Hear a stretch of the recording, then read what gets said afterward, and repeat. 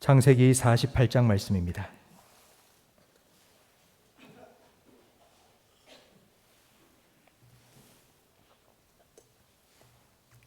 창세기 48장 1절부터 6절까지 저와 성도님들 한 절씩 번갈아 가며 읽겠습니다.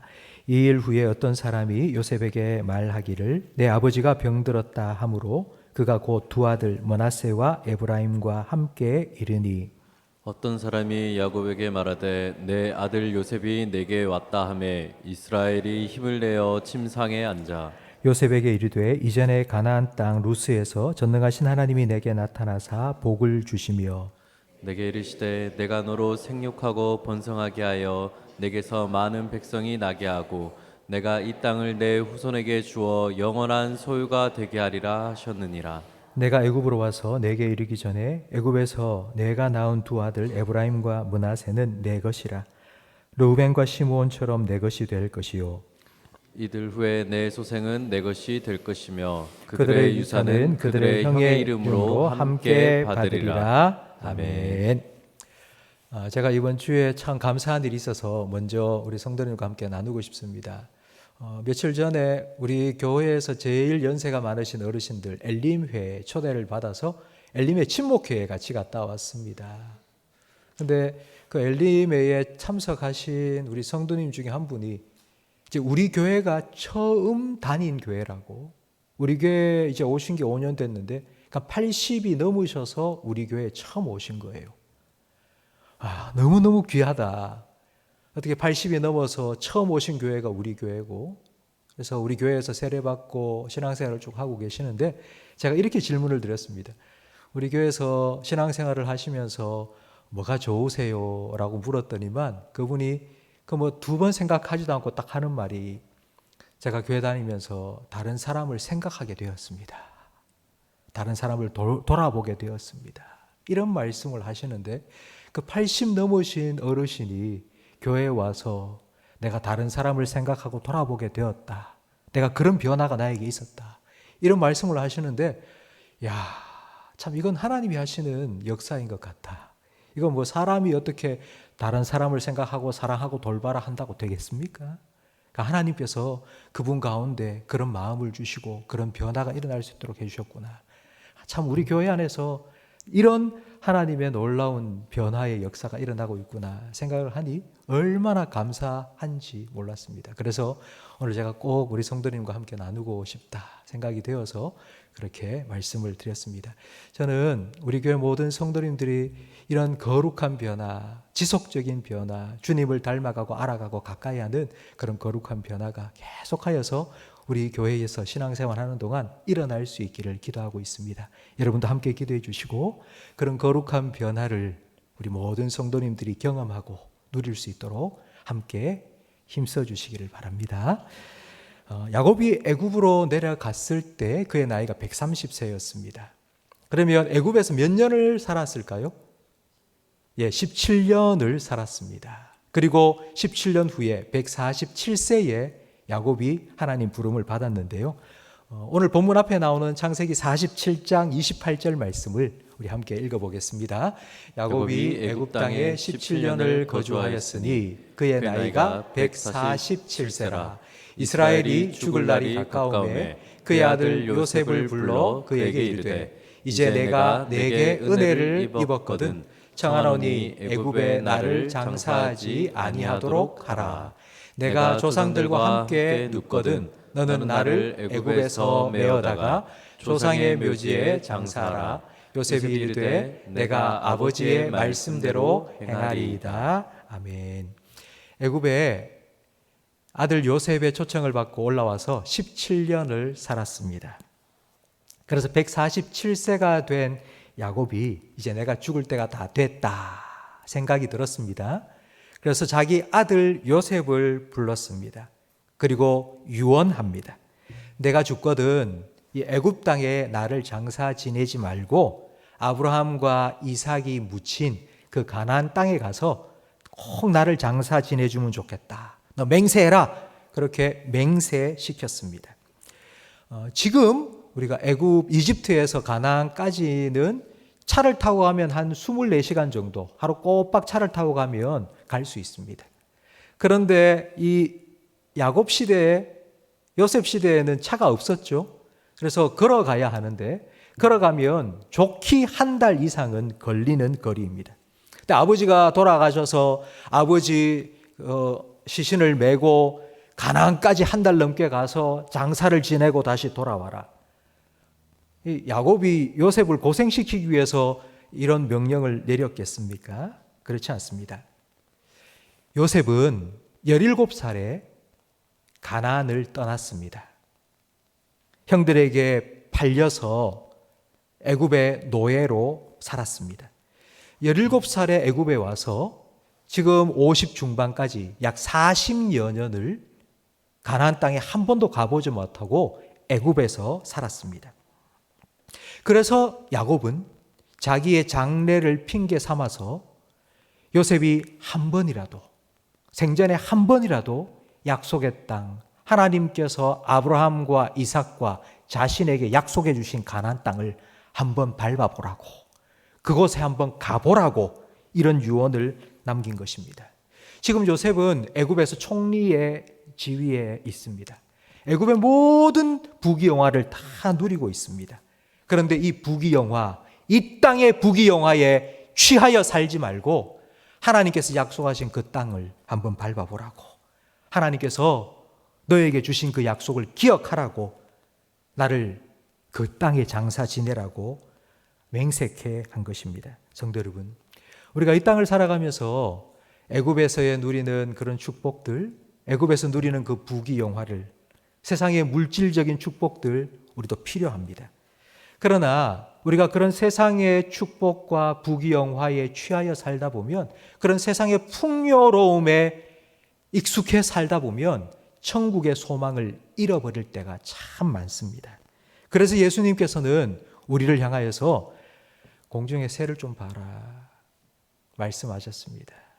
땅만 보고 여기서 내가 뭘 얻을까 생각만 하고 살지 말고 제발 좀 공중의 새를 좀 봐라. 저 새를 먹이시고 기르시는 하나님을 좀 생각하라고 말씀하셨습니다. 무엇을 먹을까, 입을까, 마실까 땅만 쳐다보고 살지 말고 하나님의 나라를 구하며 살아라. 하나님의 백성으로 살아라. 하나님의 돌보심과 보호하심을 힘입어 살아라. 예수님께서는 말씀해 주셨습니다. 이렇게 야곱은 자신의 장래를 핑계 삼아서 요셉에게 신앙 교육을 시켰습니다. 그런데 이게 정말 효과가 좋았습니다. 왜냐하면 요셉도 죽을 때에 자기 아버지가 자기에게 남겨준 유언과 비슷한 유언을 남겼습니다. 이렇게 유언했습니다. 하나님께서 이제 나중에 너희들을 출애굽시킬 때가 있을 텐데 그때 반드시 내 유고를 메고 가나안에 가서 거기에 우리 아버지 옆에 나도 묻어달라고 그렇게 유언을 했기 때문입니다. 성도 여러분, 여러분은 자녀들에게 어떤 유언을 남기시고 싶습니까? 혹시 그런 생각 해보셨습니까? 자녀들에게 내가 만약 이제 죽는다. 그래서 자녀들을 불러놓고 마지막으로 할 말을 하게 되었을 때 여러분 무슨 말을 하고 싶습니까? 한번 생각해 보십시오. 이 집은 싸우지 말고, 이 땅은 싸우지 말고, 나라 제발 네 죽고 났거든 싸우지 마라. 그런 말씀 하시겠습니까? 어쩌면 우리가 마지막으로 남기는 말은 우리가 일평생 살면서 자녀들에게 이래라 저래라 수도 없이 했던 말보다도 더 강력한 힘이 있습니다. 우린 청개구리 이야기를 잘 알고 있습니다. 어머니가 말하면 순종은커녕 어머니 하는 말에 정반대로만 늘 살았던 청개구리가 어머니가 딱 죽기 전에 내가 이 말하면은 또 반대로 할 텐데 내가 죽거든 나를 냇가에 묻어라 이래 얘기하면은 산에 묻겠지 생각하고 마지막 유언을 냇가에 묻어라 반대로 할 거니까. 그런데 그 마지막 말은 청개구리가 그래 내가 이때까지 불효했는데 이 한마디만은 순종해야지 하고는 냇가에 묻었습니다. 비가 올 때마다 청개구리가 깨굴깨굴 울더라고. 성도 여러분, 우리가 살아가면서 우리 자녀들에게 우리의 삶이 참 신앙의 본이 되어야 한다는 걸 잘 알고 있는데 그게 참 쉽지 않습니다. 그래서 어떻게 하면 내가 우리 자녀들에게 이 신학을 잘 물려줄 수 있을까? 참 부족하지만 그렇게 생각을 하시는 분이 참 많이 있으신데요. 그걸 만회할 수 있는 마지막 기회가 우리에게 남아 있습니다. 그게 바로 우리의 죽음입니다. 언젠가 하나님께서 우리를 부르실 때에 우리의 죽음이 우리 자녀들에게는 너무나도 중요한 천국이 있구나. 진짜 예수님이 계시는구나. 하나님이 계시는구나 라는 것을 보여줄 수 있는 기회입니다. 로마서 14장 7절 말씀을 우리 함께 읽어보겠습니다. 우리 중에 누구든지 자기를 위하여 사는 자가 없고 자기를 위하여 죽는 자도 없도다.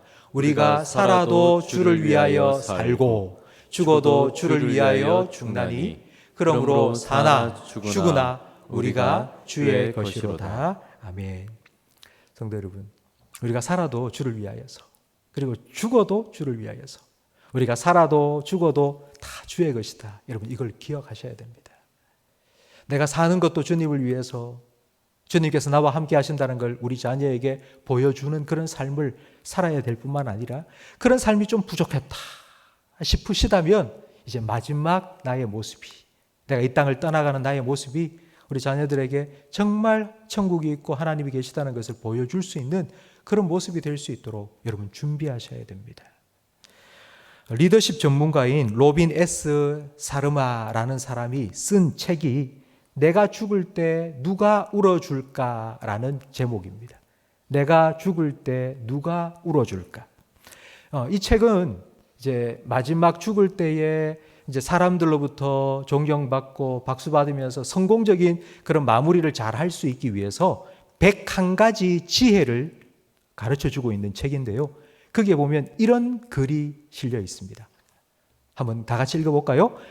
내가 태어났을 때 너는 울었지만 사람들은 기뻐했다. 하지만 내가 죽을 때는 사람들은 울겠지만 너는 기뻐할 수 있도록 살아라. 저는 이 책을 읽으면서 이 말이 참 마음에 와닿더라고요. 우리가 태어날 때는 응애 하고 태어나지 않습니까?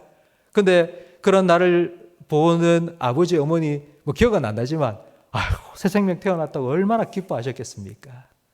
그런데 반대로 이제 내가 죽을 때는 아마 주변에 있는 사람들이 다 너무 슬퍼할 겁니다.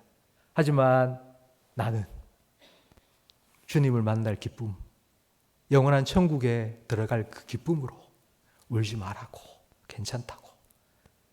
주님께서 맡기신 사명 내가 다 마치고 주님께 가니까 너도 이렇게 살아라고, 이렇게 주님 만날 준비하라고, 그렇게 기쁨으로 주님 품에 안길 수 있으면 얼마나 좋을까 생각을 해보았습니다.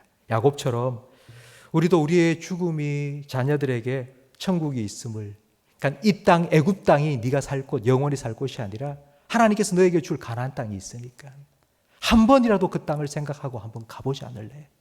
그렇게 장래를 핑계 삼아 가나안 땅, 천국을 보여주었던 것처럼 그렇게 우리의 삶이, 그리고 우리의 생애가 우리 자녀들에게 하나님을 보여주고 천국을 보여줄 수 있는 그런 복된 삶이 될 수 있기를 주님의 이름으로 축복합니다. 우리 창세기 48장 1절, 오늘 본문 말씀 1절을 함께 읽어보겠습니다. 이 일 후에 어떤 사람이 요셉에게 말하기를 내 아버지가 병들었다 하므로 그가 곧 두 아들 므낫세와 에브라임과 함께 이르니 어떤 사람이 야곱에게 말하되 내 아들 요셉이 내게 왔다 하매 이스라엘이 힘을 내어 침상에 앉아. 요셉은 병중에 있는 아버지를 찾아뵙기 위해서 자기의 두 아들 므낫세와 에브라임을 데리고 갔습니다. 지금 야곱은 병들어 있습니다. 병이 들었다라는 이 말은 힘이 약해졌다는 뜻입니다. 나이가 들면 병이 들고 힘이 약해지고 그리고 죽음을 맞이합니다. 제가 좋아하는 텔레비전 프로그램 중에 하나가 생로병사의 비밀입니다. 그런데 생로병사의 비밀이라는 이 프로그램 제목이 잘못된 것 같습니다. 생로병사의 진리라고 하든지, 비밀은 무슨 비밀입니까? 사람이 태어나서 늙고 병들고 죽는 게 당연한 건데 그게 왜 비밀입니까? 그 당연한 건데, 순리인데. 사람이 태어나서 살다가 조금씩 나이를 먹으면서 아프고 병들고 그러면서 이제 하나님 곁으로 가야 될, 하나님 부름 받을 때가 가까웠구나 라고 이제 깨닫게 되면 그때부터 우리는 뭔가를 준비해야 됩니다. 그래서 2절 말씀에 보면 야곱은 침상에 누워 있다가 병들어서 힘이 없이 누워 있다가 힘을 내어 앉았습니다. 힘을 내어 앉았다, 이 말은요, 지금 앉아 있을 기력조차 없었다라는 뜻이고요. 이제 마지막으로 해야 될 일이 있기 때문에 힘을, 진짜 젖먹는 힘을 다 짜내서 침상에 이제 턱 앉은 것입니다. 그렇게 앉아서 뭘 했는지 3절 말씀을 함께 읽어보겠습니다. 요셉에게 이르되 이전에 가나안 땅 루스에서 전능하신 하나님이 내게 나타나사 복을 주시며 내게 이르시되 내가 너로 생육하고 번성하게 하여 내게서 많은 백성이 나게 하고 내가 이 땅을 내 후손에게 주어 영원한 소유가 되게 하리라 하셨느니라. 아멘. 병들어 힘이 없이 누워있던 야곱이 요셉의 두 아들이 찾아오자 힘을 내서 침상에 딱 앉아서 이야기를 해주는데 무슨 이야기인고 하니 바로 자기가 만난 하나님 이야기입니다. 지금 야곱은 마지막으로 자기가 죽기 전에 찾아온 자기 아들에게 자기 간증을 하고 있습니다. 루스에서 만난 하나님. 루스는 베델입니다. 형에게 사기치고 죽을까 봐 집을 떠나서 이제 돌베개를 베고 잠을 잤습니다. 아버지에게 축복을 이제 받았지만 형에게 죽을까 봐 아버지의 축복도 받지 못하고 떠났는데, 그런데 돌베개에 베고 자는데 하늘과 땅을 연결하는 사닥다리가 보였고 그 사닥다리 위에 하나님이 계셨습니다. 근데 그 하나님께서 자기에게 이렇게 축복해 주시는 거예요. 아버지가 너한테 아무리 축복을 해줘도 네 그 복 지금 못 받는다. 그런데 내가 너에게 축복해 줄게. 네가 많은 민족을 이룰 거야. 그리고 이 땅을 네가 차지할 거야. 내가 너에게 복 준다. 하나님께서 자기를 찾아와서 하나님께서 축복해 주신 겁니다. 지금 그걸 기억하고 있는 겁니다. 그 후에 야곱은 130년 동안 험악한 그런 나그네 인생길을 살면서 한 가지를 깨달았습니다. 그 한 가지가 무엇인가 하니 내가 아무리 힘쓰고 했어도 내가 복을 얻어낼 수 있는 게 아니라 하나님께서 복 주시면 내가 받을 수 있다. 그걸 깨닫게 되었습니다. 에서처럼 장자로 태어났다고 복을 다 받는 게 아닙니다. 자기처럼 아버지를 속이고 아버지의 축복을 받았다고 해서 복을 받는 것도 아닙니다. 하나님이 주셔야지.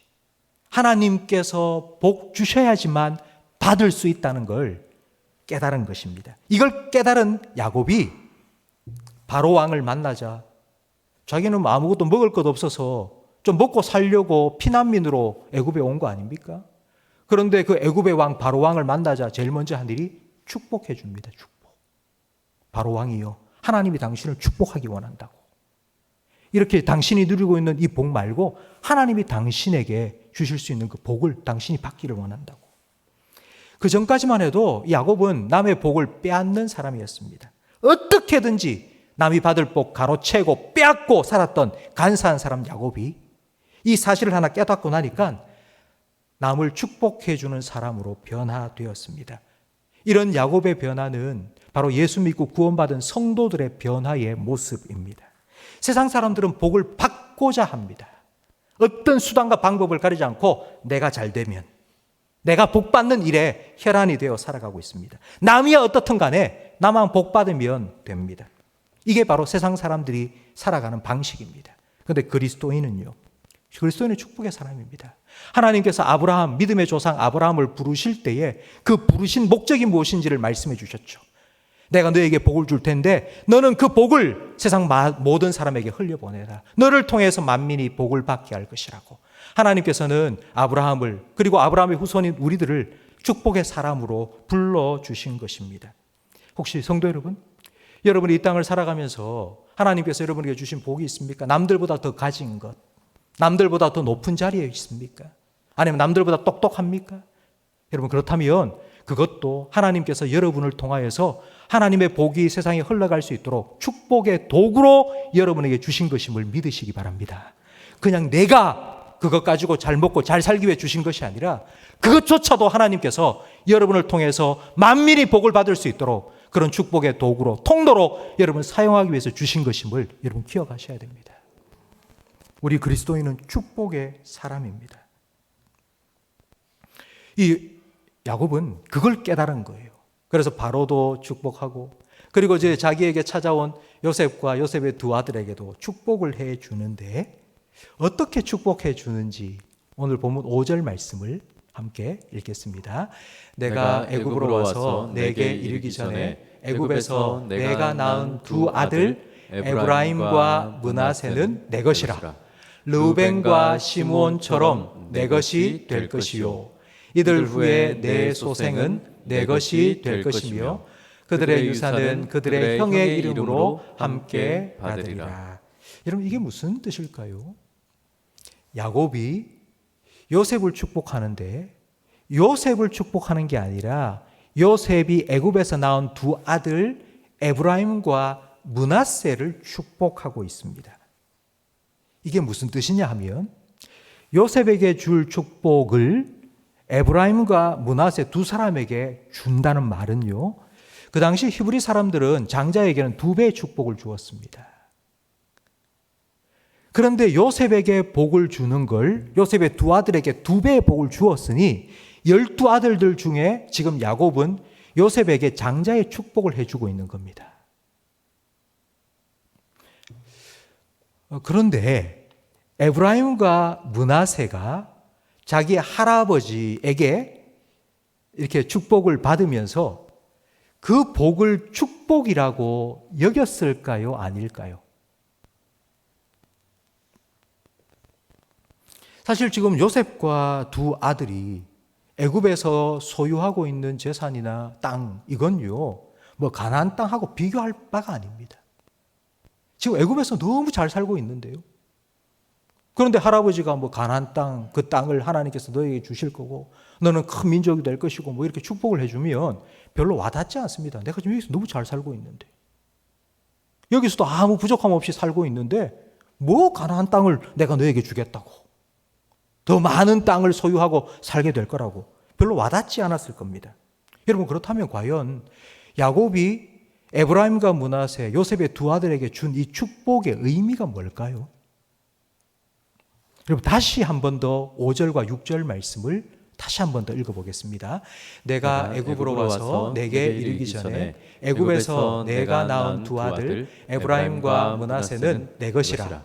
르우벤과 시므온처럼 내 것이 될 것이요 이들 후에 내 소생은 내 것이 될 것이며 그들의 유산은 그들의 형의 이름으로 함께 받으리라.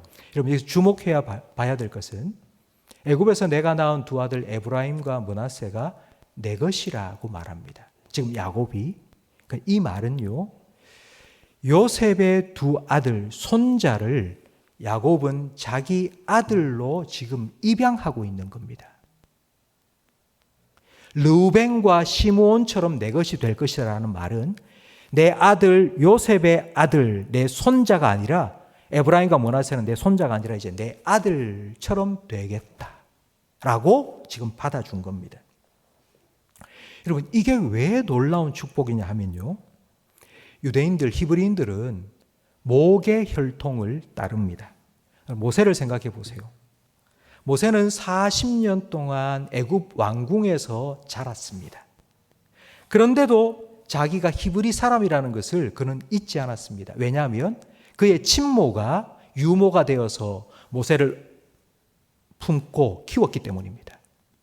그래서 유대인은 아버지가 이방인이라도 어머니가 유대인이면 유대인으로 인정해 주었습니다. 그러니까 어릴 때 엄마 품 안의 교육이 유대인의 정체성 형성에 있어서 너무나도 중요했기 때문입니다. 그런데 여러분, 요셉은 지금 애굽에 와서 두 아들을 낳았습니다. 그런데 애굽에 와서 누구와 결혼했냐면 그 애굽의 우상을 섬기는 제사장의 딸과 결혼을 해서 두 아들을 낳았습니다. 만약 이 에브라임과 므낫세가 앞으로 이제 이스라엘 지파 속에서 살면서 아마 이런 얘기를 들을 수 있을 겁니다. 야, 너는 혈통이 좀 그래. 너의 어머니가 제사장의 딸이었잖아. 애굽 사람이잖아. 너는 정통 유대인이 될 수가 없어. 하나님의 축복을 너 받을 수가 없어. 이렇게 사람들이, 형제들이 말할 수 있지 않습니까? 그래서 야곱은 요셉의 두 아들 에브라임과 므낫세를 내가 내 아들로 양자 삼겠다고. 누구도 의심하지 않도록. 이 두 아들은 요셉 너의 아들이 아니라 내가 낳은 아들이 될 거라고. 내가 그래서 축복해 주겠다고. 성도 여러분, 이 야곱이 요셉의 두 아들 자기 손자 에브라임과 므낫세에게 축복해 준 이 축복이 어떤 의미인지를 생각해 보십시오. 애굽에서 태어났습니다. 이민 2세로 애굽의 모든 최고의 학문과 부귀영화를 아버지로부터 다 물려받아서 지금 떵떵거리며 살고 있습니다. 그런데 그거보다도 더 중요한 것, 하나님의 백성으로서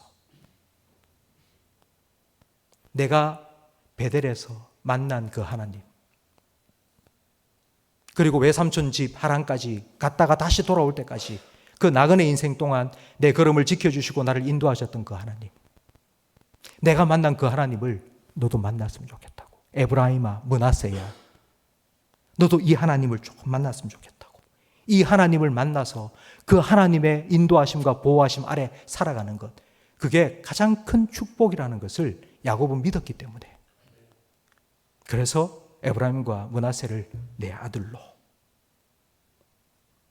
양자 삼고 축복해 준 것입니다.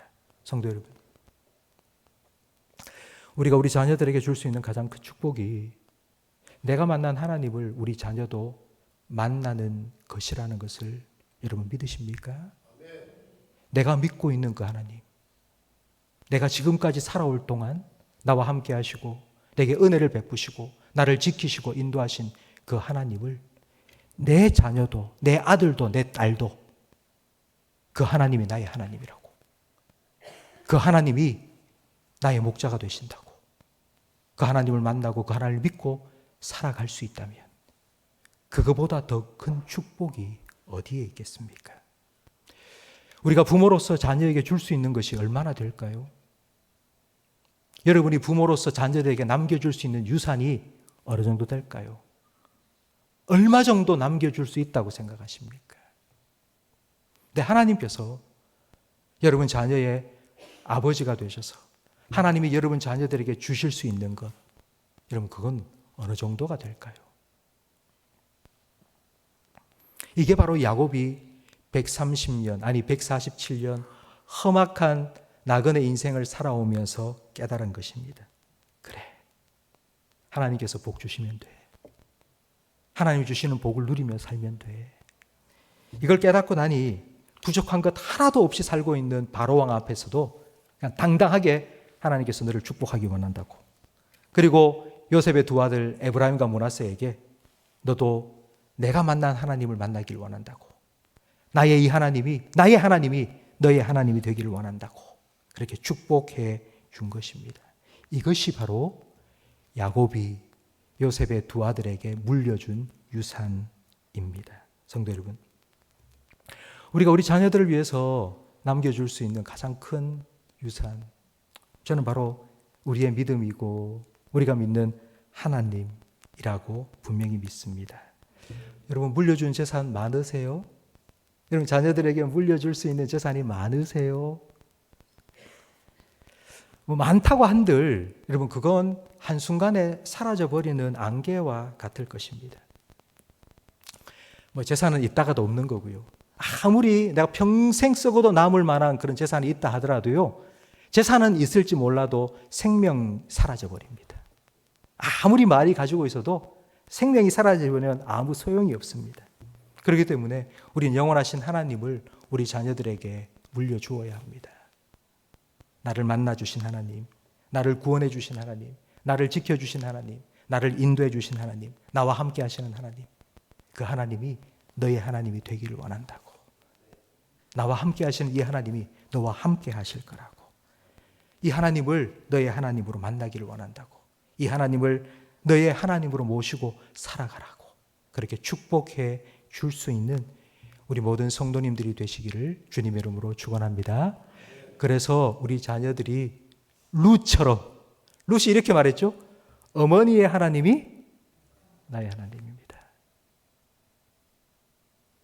어머니의 하나님이 나의 하나님이고요.